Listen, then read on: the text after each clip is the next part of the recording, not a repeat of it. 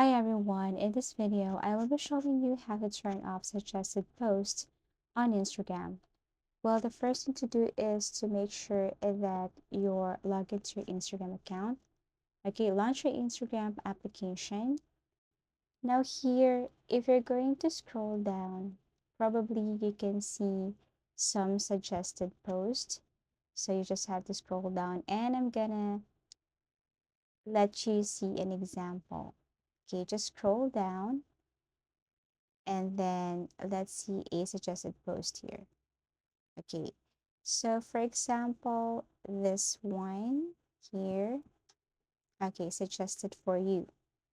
You can simply tap the X here and then choose any from these options.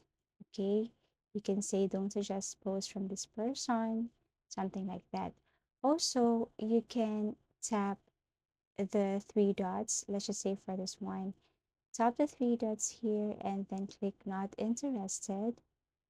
Okay, and then you can also choose any from the options here, as easy as that.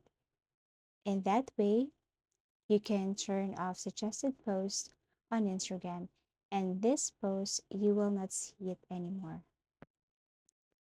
If you find this informative, please like and subscribe, and see you again in our next videos.